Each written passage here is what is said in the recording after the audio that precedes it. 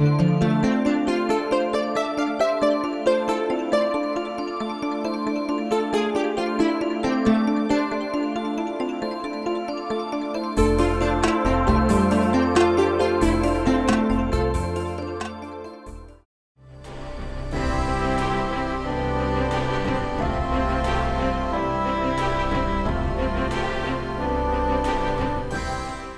morning. I'm Rosalie Schaefer, President, and on behalf of the League of Women Voters of Manatee County, I welcome you to our hot topic today. We voters will have to make an important decision on March 20th, whether or not to approve an additional millage for our school district. One thing's certain, nobody likes taxes. But we also don't like poorly funded schools and teacher shortages. So the question today are, what are the problems? Will this initiative solve them? Is this tax increase needed? Or are there better options to deal with the needs of our schools? Our format today will be a debate. It will be timed. Each side in the debate will have 15 minutes for an initial presentation, and that'll be followed by up to 5 minutes per side for rebuttals. We are pleased to have with us today 4 speakers.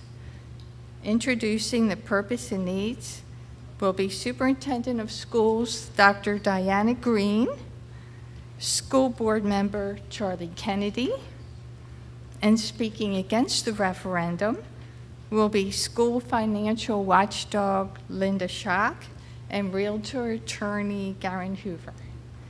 Our timer will be League of Women Voters Board Member Alice Newline. Alice, after the debate, we will present questions from the audience. In order to have as many as possible answered in our limited time frame, we ask audience members to write your questions on the index card provided. And raise your hand to have our collector, Jill Hirschfield, there she is, obtain them. Please print. You can indicate which speaker you wish to answer your question or to the group as a whole. And they will have 2 minutes to answer, followed by an optional 2 minutes rebuttal. We're trying to make it as fair as possible. If you need a card, raise your hand right now, and Jill will give you one. Jill? Okay. And without further ado, let's have a big hand first for our speakers coming out today. So without further ado, we will begin with the side that wishes the referendum approval.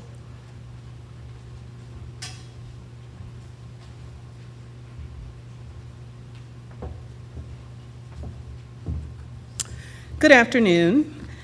I'm Diana Green, Superintendent of the School District of Manatee County. And as the superintendent, I can only inform and educate our community about the referendum. So today I'm here to educate you, one, the reason why we are requesting the referendum, and two, what does it mean as it relates to the state of our schools and our district at this time. These are the facts. The referendum is asking for a 1 mil increase, which means $1 per 1,000 in value less the $25,000 homestead exemption. So if your home has an assessed value of $225,000 minus the homestead exemption of $25,000, the assessed value would be $200. That would equate to about $200 a year, equaling about $17 a month.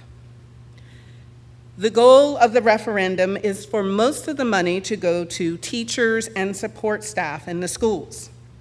It does not go to the school board, it does not go to the superintendent, or the leadership team at the district office. Anyone who works in a position and that position does not have a direct impact on students, their position is not in the referendum.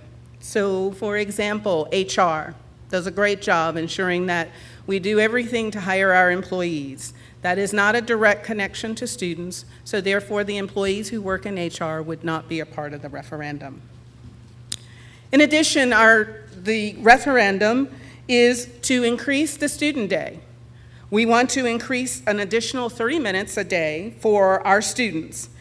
That may not seem like a lot, but for Sarasota, who has had the referendum for the last 16 years, a student that started in kindergarten and matriculated through high school actually gained an additional year of education by having an additional 30 minutes. Finally, we want to expand our technical education. Today, we have thousands of vacant positions in Manatee and Sarasota counties. Why? Businesses can't find qualified employees, so by expanding STEM and career technical education, we will match those skills to those positions to help our students get ready for the workforce. The referendum language basically says, the school board pledges that revenue be used for more instructional time, recruit and retain teachers and staff with competitive salaries, career and technical programs in STEM, and charter schools. As you know, charter schools are public schools. As overseen by an independent citizens committee, the money shall only be used for those purposes listed above. And at the next board meeting or workshop, the board will be reviewing that, a finance committee. That finance committee will also be looking at the district's current financial status, which the district ended last year with a little over a $25 million fund balance. It's our highest fund balance in the past 10 years, with a 4.9% assigned unassigned. State law requires us to have a 3% fund balance. I don't like to think of the school district of a business because we are educating our students who will be our future. But there are aspects of the school district that is a business. And right now, we are not meeting the market demand. We have over 3,000 teachers. The average teacher in Manatee County makes $45,800. The average teacher in Sarasota makes $54,500. And in Pinellas, the average teacher makes $47,800. Last, like to close, our bus drivers. Each day, we have to figure out how many bus drivers are out. One, because we have too many vacancies. Two, with absences plus the vacancies, many of our students are standing on the side of the road, coming to school 30 to 40 minutes late, and getting home 30 to 40 minutes late. Parents actually want their children to get home on time and spend time with their children. So, these are the facts. The referendum would equate to approximately $33 million. The bulk of the money will be used for teachers and paras at 56%, our administrators 6%, and any other support staff that support students, it would be at 8%. Thank you.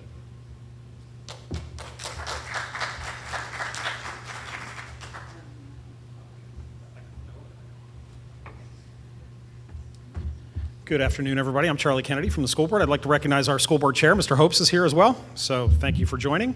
He's only allowed to listen. He cannot speak under Florida sunshine. Dr. Green has pretty much covered most of the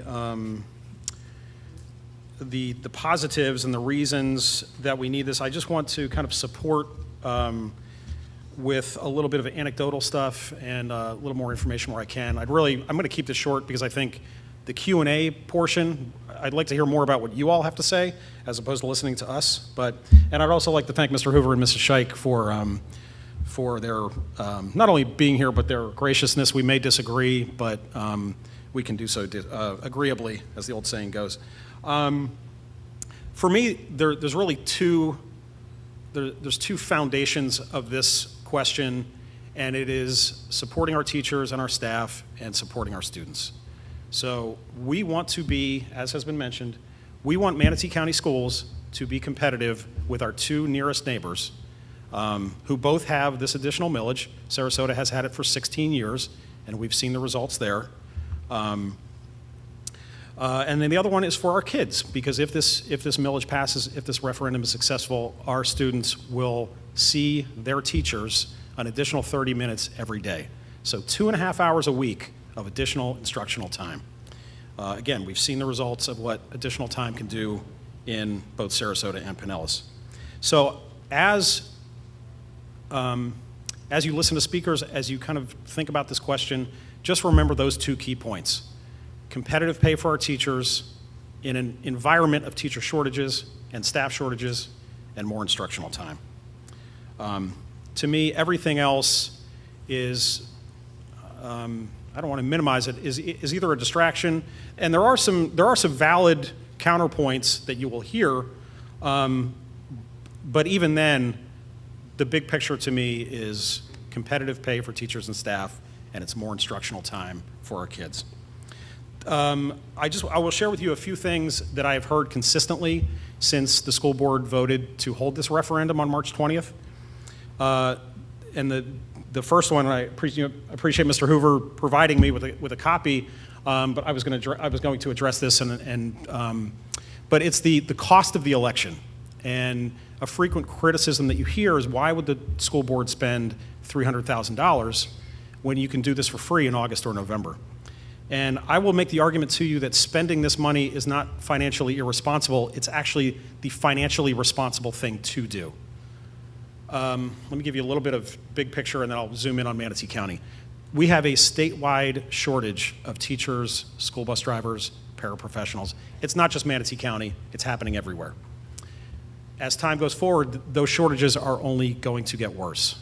So, because the state legislature has, I'll put this gently, has not prioritized public education, these local school districts have to raise this money locally if you want to be competitive. So as we go forward, what's going to happen is teachers who come to the state or are looking for a different job, like we have here in Manatee County, we are losing people every school year to counties which have additional millage to support teacher pay and the student school day, like I said. Last year, we lost 250 teachers, 80 of whom we lost in the 3 weeks before school started. So if this referendum will pass in March, and I'm hopeful that it will, we can build our budget for this coming school year, the 18-19 school year, planning for these millage funds to be available. Therefore, we can offer competitive pay with Sarasota and Pinellas. The cost of, if we lose another 250 teachers and another 80 right before school opens, the cost of hiring and retraining and professional development is much, much higher than $300,000. So we're actually spending $300,000 to save money going into the next school year. Another common, I guess, I don't want to call it a complaint, but a concern or a question that I've heard from teachers and staff. Mostly, I'm a former teacher, so I mostly hear from former teachers. But I've heard the criticism that, well, this is just a temporary source of revenue that has to be approved again in 4 years. And I think that's a good thing. I don't think you want to put tax increases in for 10 years or unlimited period of time. I think the legislature was wise to put in a 4-year renewal because it gives the school board and the school district a chance to prove ourselves. In Sarasota County, every 4 years, the percentage of yes votes just keeps rising and rising. So Sarasota has proven themselves to be good stewards of the money, and they have shown results. Our plan is to do the same.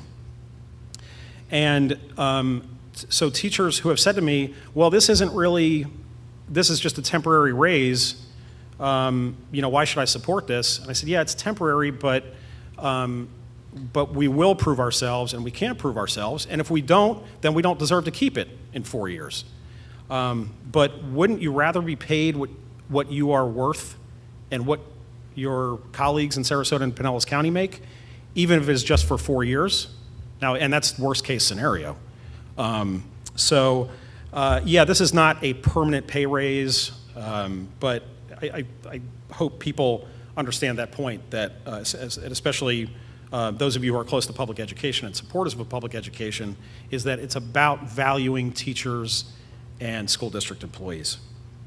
Now, of course, we as a school district are not perfect, and Mr. Hoover and Mrs. Scheich will get into this about some of the, I don't want to call them distractions, because there are, I will concede, there are points of missteps the district has made. I don't want to say I don't care about the ones in the past, but the stuff that has happened before 2012, when we had the financial collapse, you have a new superintendent, a new school board, you have new district leadership. It's a completely different school district than we were 5 and 10 years ago, completely. So more currently, you'll hear some criticisms of how some projects have been run, and when we get a chance to rebut, I'll take care of those individually. But again, as you listen, please remember those two kind of foundational points: competitive pay for teachers and staff, and additional instructional time for our students, which has borne results of positive outcomes for kids. Thanks, everybody.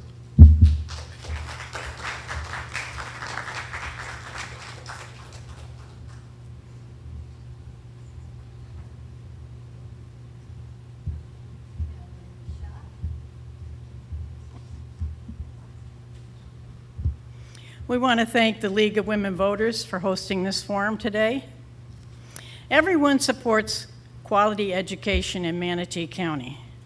The question is whether or not raising taxes by $33 million a year is justified.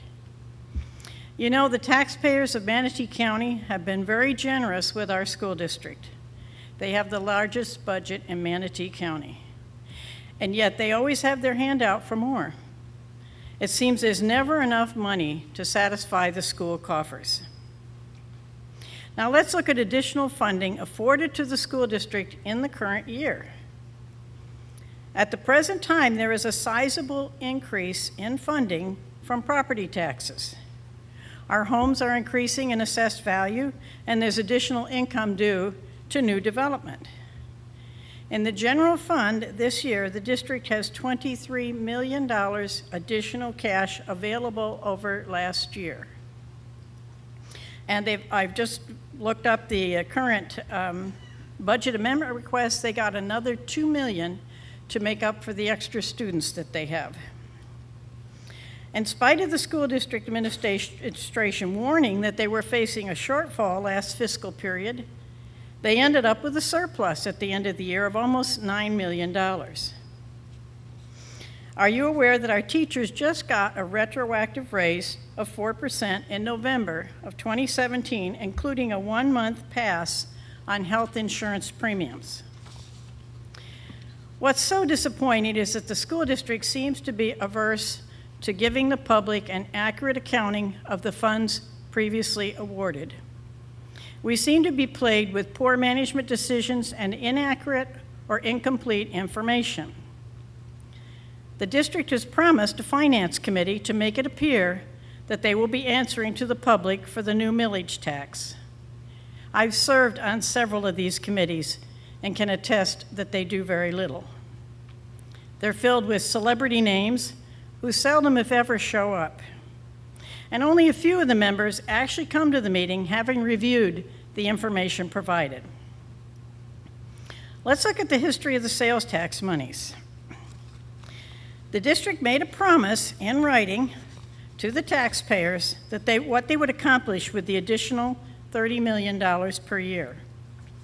I served on the sales tax committee, and when we reported to the school board that the district had not kept even one of their promises, the reaction was to shut down the committee. That was in 2012. And since that time, there has been no accounting of the sales tax revenue. 5 years and almost $150 million not accounted for. Dr. Green and Charlie Kennedy are sitting right there. Why have they not seen the need to account for these monies? During that same time, they made the decision to stop collecting impact fees from the developers. They said they had plenty of money and they didn't need it. They gave up almost $60 million. Now, the original sales tax promised to build a new high school in North County. It's right here in writing. It was never built with the money collected. The foregone impact fees would have built this school, and we'd have it paid for now and students sitting in those seats. So now we're actually paying 3 times for the same building. They didn't pass it on the sales tax, they gave up the impact fees, and now they bonded it out. We're going to be paying for this for years to come. In response to my exposing the fraud of the sales tax money, the district has countered that this new millage will be an ironclad commitment. Does the change in terminology convince you that things will be different? They didn't keep the promise. Past performance is indicative of future results. When the district made their pitch for renewal of the sales tax money, we saw these same people try to make a deal with the developers. If you remember, they offered them 50% discount if they would help them pass the sales tax. For the next 15 years, they would have gotten a discount that would have put almost $150 million into the developers' pockets. But there was such a public outcry that they had to give that up. But what you're probably not aware of is that immediately after the sales tax was approved, the board paid $30,000 to have a new impact fee study, which afforded the developers a discounted impact fee schedule. So you have the extra expense of the impact fee study and the loss of impact fees income. Did this benefit the students? Did this benefit the teachers? No. It's time to demand accountability from the school district. Send a message that until they make better management decisions and make an attempt to cut waste, there will be no more funds awarded. The district prepared a funding allocation for the proposed referendum. Approximately $12 million is going to extend the school day by 30 minutes. Now, the National Education Association has not endorsed the extended school day. And there are studies that show no correlation to extra time spent in class and reading skills. But the most compelling argument against this is that the Manatee Teachers Union didn't even see the value of working an extra half hour. They agreed to work 1/4 of an hour. So you have the students sitting there for a half hour, but the teachers were only willing to add 1/4 of an hour to their day. Also in newspaper articles and some handouts, the district is calling this a pay raise for the teachers. This is misleading. This is only a temporary supplement. And I wonder if the teachers understand that. But let's have the facts straight before voting for this extra millage. Thank you.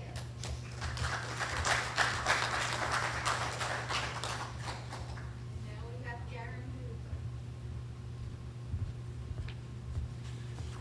Dr. Green, Mr. Kennedy, Ms. Scheich, Rosalie, Chairman Hopes, League of Women Voters, and the public that's here today, thank you for showing up for this important forum.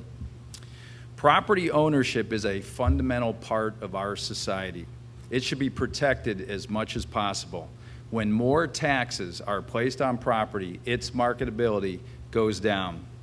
Whenever there is an attempt to raise taxes, the governmental entity should show a compelling need for the funds. First and foremost, the district is wasting $300,000 of taxpayer money on a special election when it should have waited until the year when we already have a voting day, thus costing zero to the school district. In its 4-page handout that you don't have today, but there is a 4-page handout, I think it's even on the district website, it says, why March? Why are they picking March? One of the reasons provided is that, quote, more voters are in Manatee County in March than in August or November. There are no reliable voter data that supports that. But we do know from reliable voter data that special elections have a low voter turnout. Everyone knows this. The truth of the matter is The district is trying to manipulate the vote. They know their proposal can't survive on the merits if the majority of people come to vote in November. And there is actual historical data that the majority of voters do come out on that day. Are they thinking they can stack the deck by getting employees out to vote with a special election when most voters are not even aware of this referendum? Another thing in one of their handouts, they state the cost of the special election will be paid by parent fees from after-school care, not tax dollars. That's what they're telling us. With whose money were they able to offer child care in the first place? The taxpayer.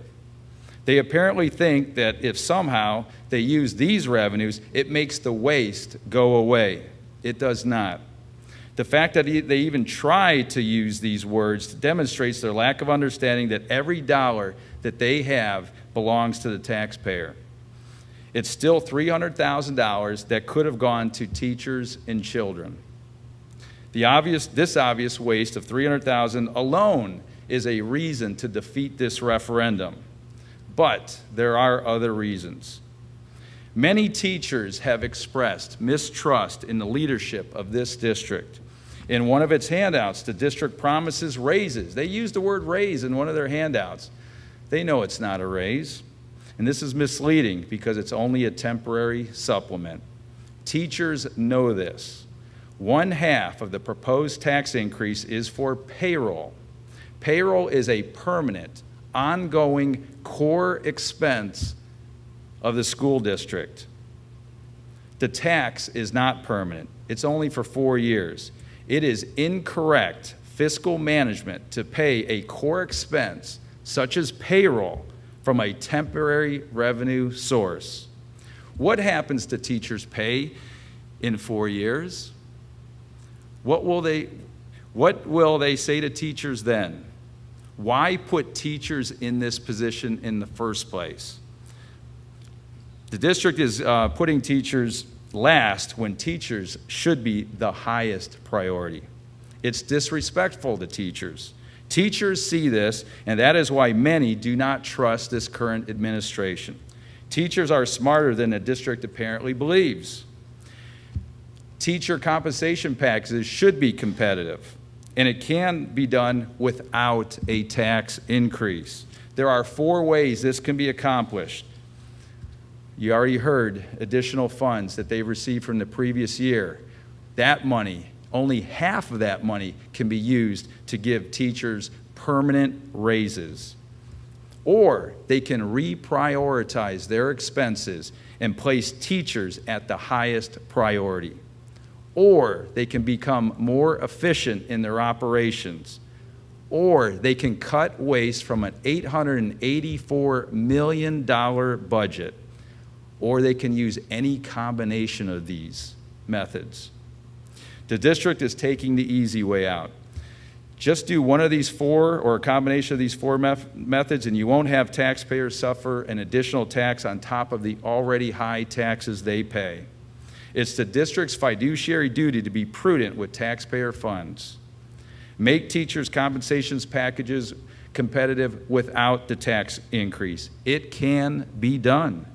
Don't use teachers as pawns to support an ill-conceived plan.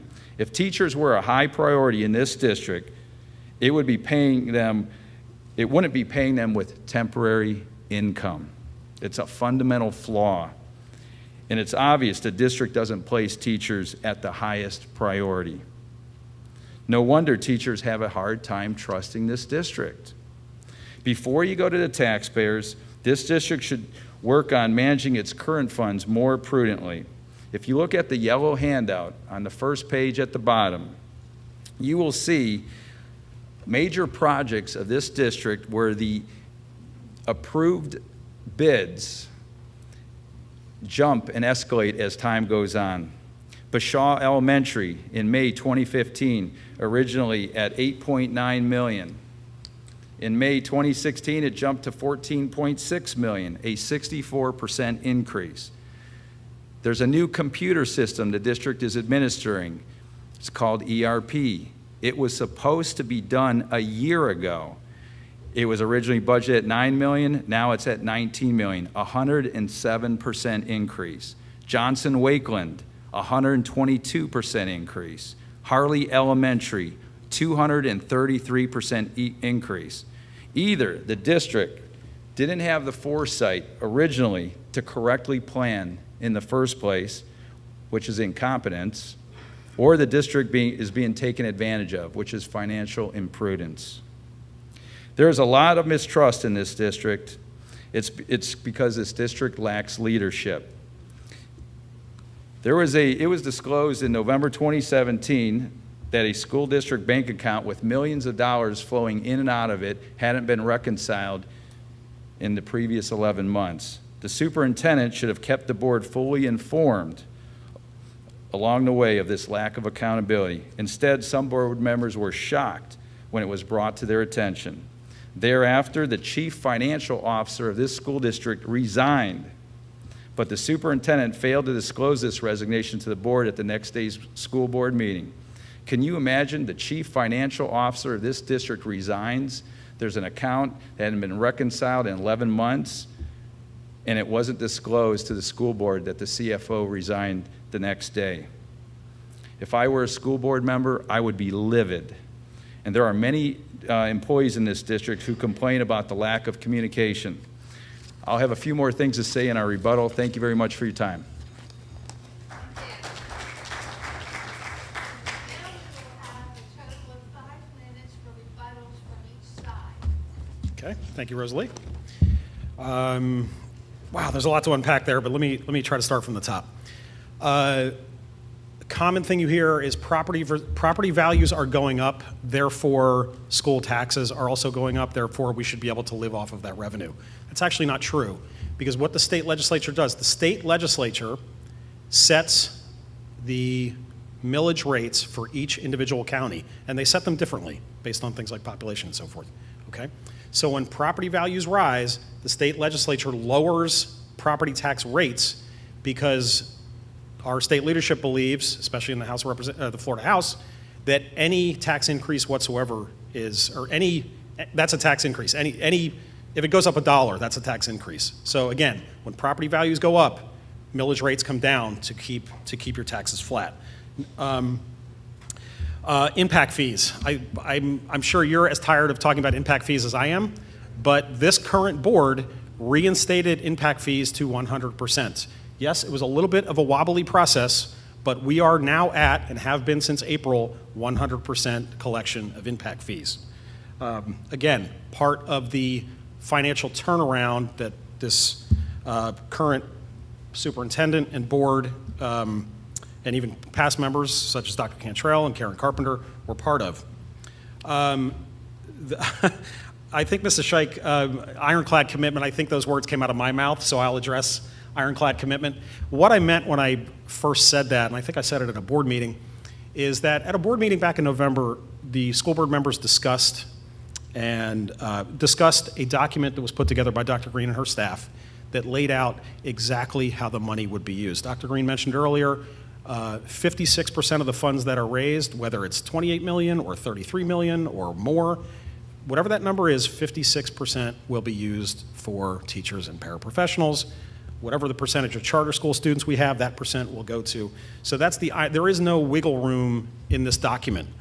There is no wiggle room on the ballot language. The question that you will see when you go to vote, it will say to be used for more instructional time, for competitive pay for teachers, to support charter school students. It says right there in the ballot itself and on the document that was approved, the percentages that were approved by the school board, it says how we're going to use this money. There is no wiggle room.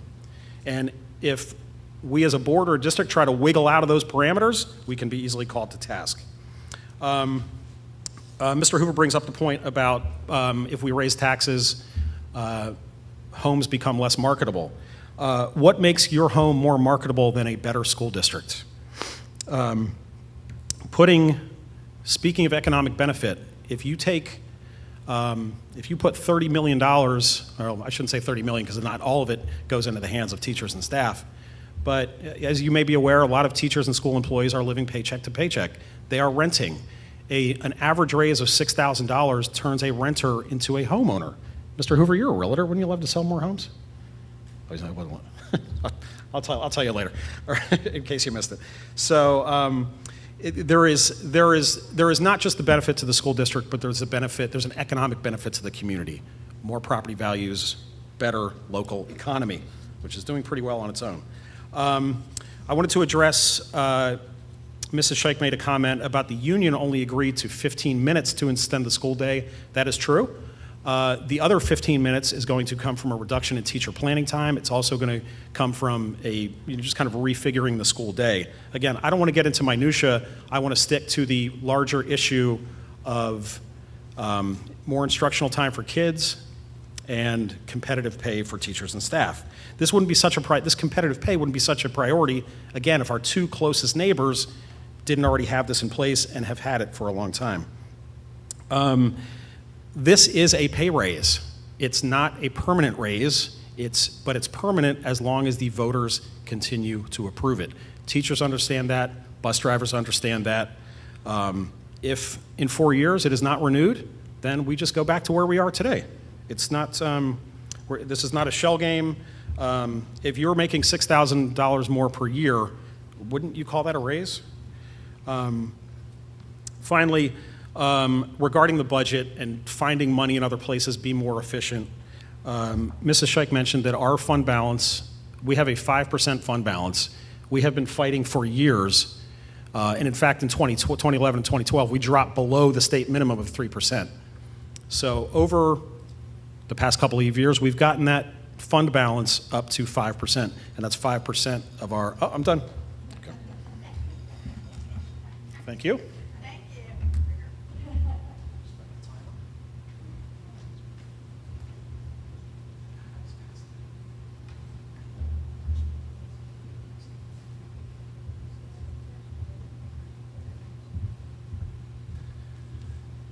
Before I respond to those comments, I want to finish off where I left off.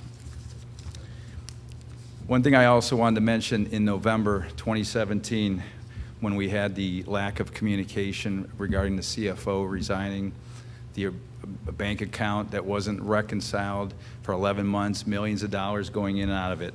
To top things off, in that same month, an outside CPA firm audit noted findings of non-compliance, specifically 37 instances where payroll taxes were not deposited timely. Why is this happening in the first place? Manatee residents, including those on fixed incomes, have already endured many tax issues on the ballot in the last few years. Taxpayers are tired of it. Not only are they paying higher taxes for the last 5 years because their property values have gone up, they are paying increased taxes on top of that.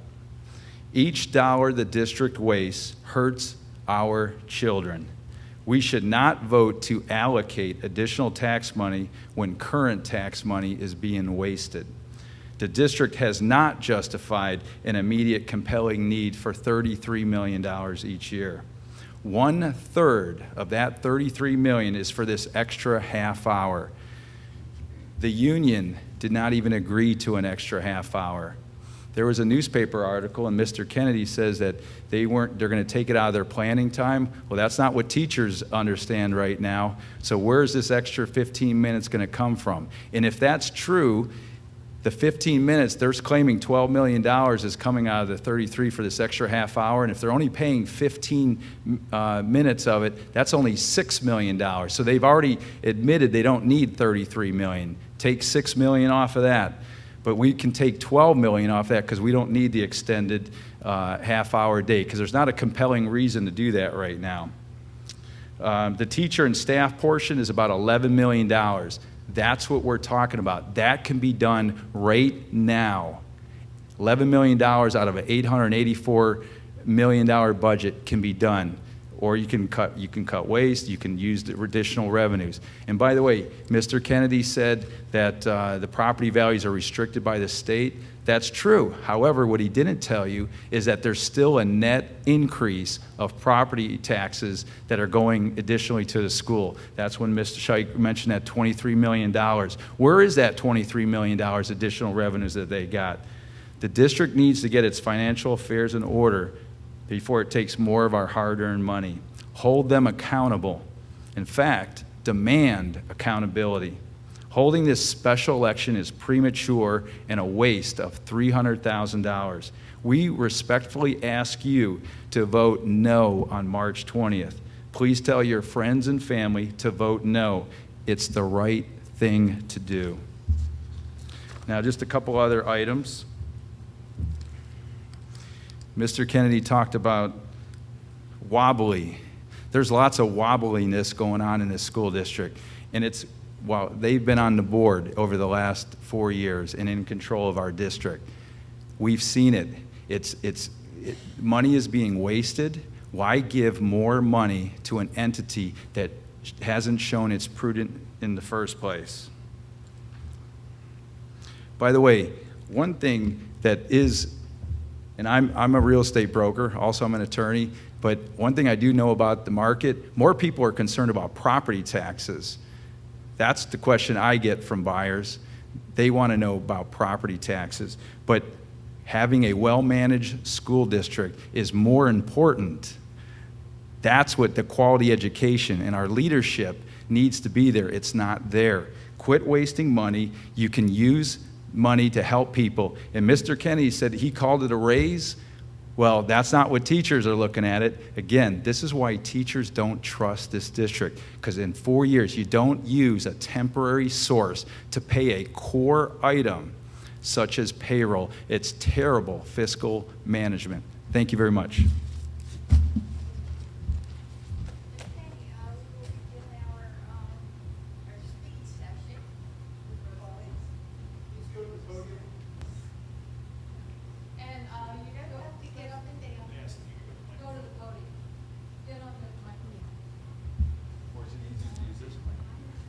We will begin our speed session with answering questions on cards.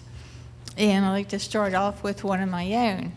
I recall Mike Bennett saying, we can work an election in August so that you get to use some of your funding. What happened with that? You would still be able to use your tax and hold it at a more general election. Thank you, Rosalie, for hosting us and for the question. 2 minutes to answer the question, and then 2 minutes for a rebuttal. Okay, it won't even take 2 minutes. Senator Bennett did come to the school board with an idea, and it was a good one, but it has never been tried before in the state of Florida. Therefore, the board was not willing to take that chance with our budget for the 18-19 school year. Therefore, as I said earlier, we went forward with a March referendum.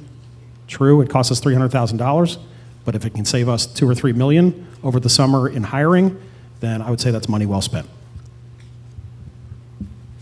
Mr. Kennedy just said it's going to save us $2 to $3 million. I'd like him to articulate how that money is being wasted, because he can't show you that there's 80 teachers that left in the last. Okay, sorry about that. 80 teachers have left this district in the last year. They assume that all 80 teachers have left because of pay. Untrue. In fact, this school district doesn't even do exit interviews. How would you know why teachers are leaving if you don't do exit interviews? They make it up. We know people leave for all sorts of reasons. Yeah, I'm sure some people have left because of pay, but not all of them. But our point is, you can give them a true pay raise, which is a core expense. Don't base it on a temporary funding source. Put them at their highest priority right now. Teachers deserve it. It's I'm 2 sorry, minutes per side. The list of 80, the board members were given a list of 80 teachers, and the teachers did do an exit interview. And 86% indicated that it was for higher pay, and they also indicated it is either Sarasota or Pinellas County that they were going to. Yes. So I just needed to correct that. Okay, yes, 1 minute for a response. So this is where it gets back to communication and trusting this district. We put in a public records request asking for all exit interviews. We were told there are none. Now we're being told there are. I would like to see these written exit interviews because maybe they failed to properly provide a public records request. And I'd ask Dr. Green right now if you could provide those to us, and will you provide those to us? Absolutely. Okay, thank you. Okay, well, you need to move on to the next question. You all came to the public for an increase in sales tax not very long ago, and you are asking for more money. A lot of people voted for the 1%, thinking that they would not have a property tax increase. So what do you say to that? The half-cent sales tax can only be used for capital purchases. It was indicated that our budget is $186 million, which is correct, but it's broken into two categories. Operations, $886 million. It's broken into operations, which is where payroll is handled, and it's broken into capital. Our capital dollars, we can only transfer dollars that are used for capital activities, such as painting a building or having to do maintenance on a building. So that particular tax cannot help with the operations budget. A presentation was done to the board back in the 14-15 school year to share with the school board that eventually the board would need both taxes to be successful. Sarasota and Pinellas County both have a millage increase. Sarasota has 1 mill, Pinellas has a half mill. So both of those districts are using a temporary tax to support competitive pay. And that is what we are attempting to do because we are no longer competitive against those two districts. We no longer can recruit teachers and say we can pay as well or better than Sarasota or Pinellas. So that is why the school district or the school board is moving forward with a 1 mill referendum. 2 minutes to do a rebuttal. Dr. Green just stated that Sarasota has a tax increase. That is incorrect. Sarasota is doing a renewal. We in Manatee County are fighting a tax increase. There's a huge difference. And they aren't using it to pay payroll, which is a core expense. Again, let's place teachers at a high priority. I think their actions are indicative that they aren't placing our teachers at its highest priority. And teachers know this. I've discussed this with many of them. They don't trust the leadership. They don't even trust that they're going to get any of these funds. So put teachers at the highest priority. Use your current funds and pay our teachers what they deserve. Thank you. Okay, next question. We have a number of questions on cards about charter schools. How does that affect the charter schools? What percentage of this pot are they going to get? Okay, as laid out by the school board in November, whatever percentage of our Manatee County students are in charter schools, that percentage of money will go to the schools where those children attend. How that charter school leader or principal chooses to use his or her funds that have been sent there as part of the referendum is up to them. They don't have to use it for teacher pay. They do have to use it for operations, but we are hopeful that our charter teachers and charter staff will benefit the same way the board has promised we will treat them. 2 minutes for rebuttal. Yeah, there's $5 million that's going to the charter schools from this. I want to use the rest of my time in responding to another thing that Mr. Kennedy said. January 18th of 2018, the Bradenton Herald by Richard Diamond. Here's the article. It's called Manatee's Teachers Union endorses this, but in it, it specifically says, quote, there was a little bit of more time we can work with. Teachers will not lose any planning time in their contracts. So which is it? Are they losing planning time to cover this half hour, 15 minutes? or are they not? Because the union certainly thinks they aren't losing any planning time, and nor do teachers want to even give up their planning time because they feel it's an important part of their teaching. Okay. Next question. Are impact fees back to 100%? Yes. 1 minute. Okay. As of April 2018, in April 2017, they were at 75% collection, and the year before that, they were at 50%. Okay, but what he's not telling you is that it's a reduced amount. It's 100% of a reduced amount, a lot different than 100% of the original amount. Furthermore, the impact fees were too long to be reinstated. And Mr. Kennedy has been on the board, and Dr. Green has been in the administration. Why did they wait until just a few years ago to even start thinking about raising these impact fees? The market turned around. We hit bottom in 2011, 2012. That was the time to start getting money back towards for the district. I have a question for, I mean, I took almost no time with my 2 minutes to respond. you didn't use all your Yeah. time? No, I'm saying No. I did not. Can we just... Yes. Oh, okay.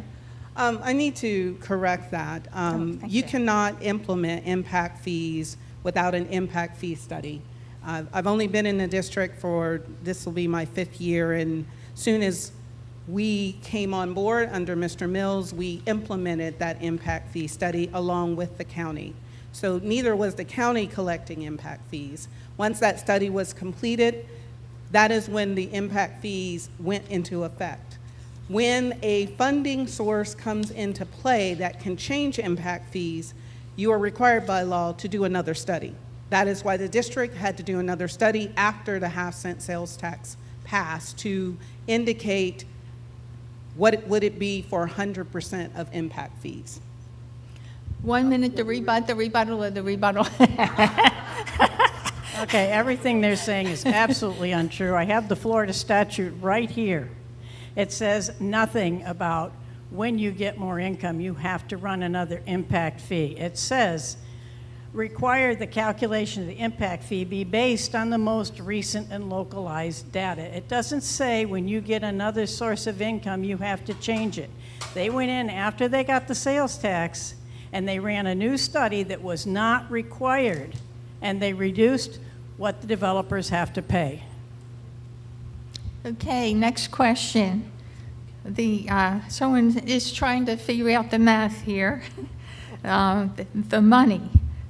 So far as they can figure, from what has been said, 56% goes for teachers, 8% for paraprofessionals, 6% for administration. Where is the other 30%?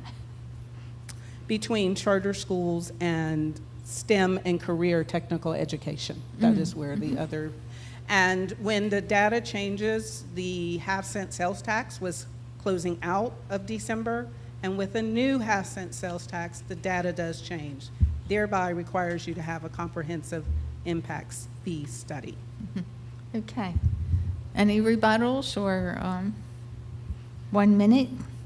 I would like to use this time to refer people to a Herald Tribune article from 2 weeks ago. The reporter is actually sitting in this room, and it was disclosed that Manatee County School District was paying students that weren't going to graduate from high school, paying an online course called Smart Horizons. The state legislature has been so offended by this, they have not only stopped that practice, but they made it retroactive. Now, Manatee County, out of 67 school districts in the state of Florida, was manipulating the data to make their schools look better because kids wouldn't be charged or wouldn't be shown that they were dropouts when you put them in this online program. That practice is now going to stop. But this district was the worst offender in the state of Florida. Okay. That's a different topic, so we'll allow a 1 minute rebuttal to the. Yes, but that practice has not stopped because our students who, for all intents and purposes, can graduate, but they can't pass the state tests. It is allowed for a student to be dual enrolled, and our students need that opportunity so that they can graduate and go on and be productive citizens. So that is incorrect information. It hasn't stopped. We have students enrolled in Smart Horizon today, as many other school districts or different named program. Okay, new Rosalie, question. can I use just a little chunk of time if we still have a little rebuttal time? Thank you, 25 seconds. I would also like to direct you to the Sarasota Herald Tribune. It's probably in today's paper because I saw it on the website yesterday, but it's an article about the solid financial health of the school district, the dramatic turnaround we have had, the clean audits we have had over the past 4 years from the state, from our external auditor, from the Attorney General of the state of Florida. We have a 5% fund balance, which I'm not sure the school district has ever had. Well, maybe back in the heyday, but there's lots of good news in the Sarasota Herald Tribune. 1 minute rebuttal. Oh, yes. That gain is attributable to Rick Mills. Rick Mills came here, there was a $23 million deficit. In that same year, he gave the teachers a 2% raise. The next year, he gave them another raise and ended up with a $17 million surplus. This was all due to Rick Mills. Right now, we're down to a $15 million surplus. So we've actually gone backwards from when he was here. We need to go to the next question. The oversight committee for this increase, who will choose the committee to oversee the spending, and who will be the members? That will be up to the school board. But to correct that, our fund balance is $18,121,558. So it's at a 4.9%. I will give Mr. Mills great admonition for what we had to do when we came to this school district. So to correct that, it is not down. Our total fund balance is $25,562,074. So that is what we ended for the 16-17 school year. Real quick, if I may. It's good. I think it's a good thing that all four of us up here are on the same page on two things: that we all support teachers and students in education, and we all acknowledge the contributions that Rick Mills made.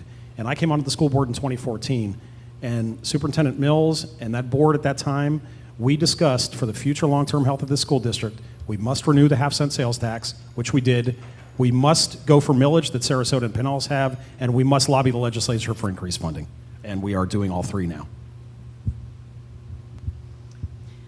Yeah, the reserve went temporarily to $25 million at the end of last fiscal year, but when they started this fiscal year, it was back down, and I don't know where she's come up with the extra amount. I'm using the budget that was approved by the board.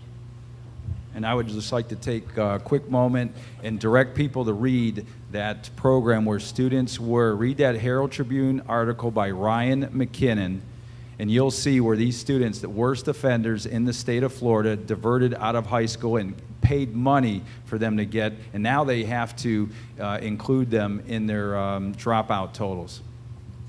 Okay, new question. Manatee County has more administrators than any other county in Florida. These administrators each earn $125,000 per year plus benefits.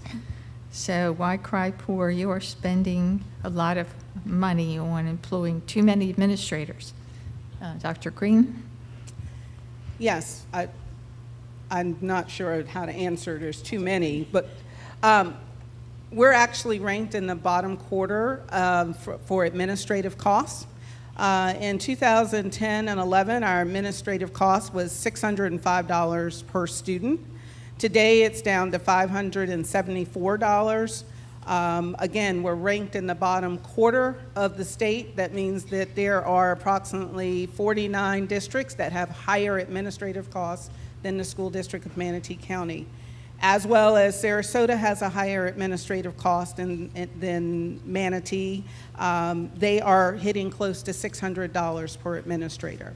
So we, one, have reduced administrators. I believe I can count on one hand of any administrator that's being paid $125,000. Okay, rebuttal? Real quick, too, 2 minute rebuttal. and I just want to make a kind of vocabulary clarification. When we talk about administrators who will benefit from the referendum, we're talking about school principals and assistant principals. No one who does not have direct contact, any person who does not have direct contact with students will not receive a pay increase. This is only going to our employees who have direct contact with students. I would like to use my time to let you know that about a year and a half ago, the school district was going to give a piece of property away. The property belongs really to the citizens of this county, and it was on the agenda to give this property away until an astute citizen, Ms. Scheich, caught it and brought it to her attention, immediately offered $5,000 for the property. And then what did the school board do? The district, they sold it for $5,000 to somebody else. Did they ever get bids for this property? No. And again, the reason why I'm bringing this up, this is the mindset. It's not their money. I guarantee you, if it were one of the school board members or the superintendent's property, they wouldn't just give it away. It's easy to give other people's property away. This is the mindset that we need to stop, and that's why we got to stop rewarding them with more tax dollars until they can show us they're prudent with their current funds.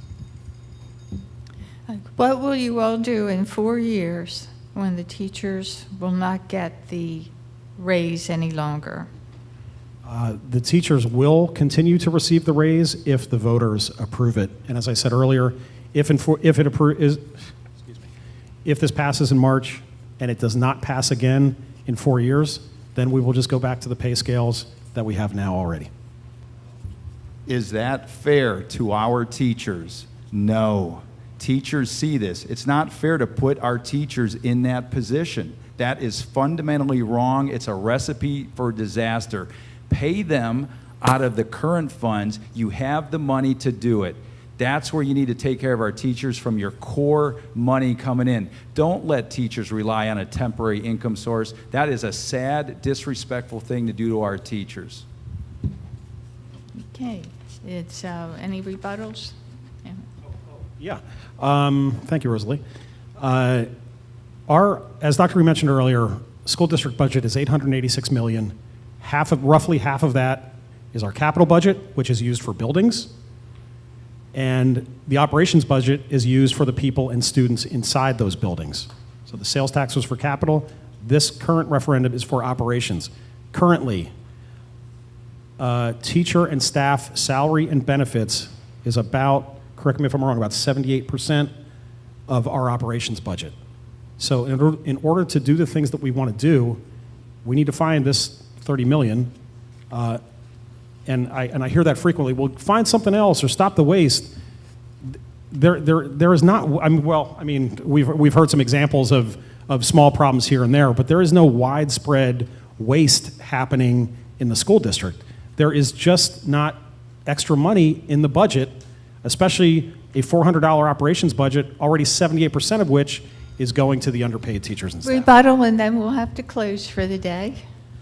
Thank you again. When Mr. Kennedy says there's not much waste going on, I refer you to the first page, bottom thing. There's more examples, by the way. That's just one example. But look at the capital dollars that are being wasted. Either this district didn't have the foresight originally.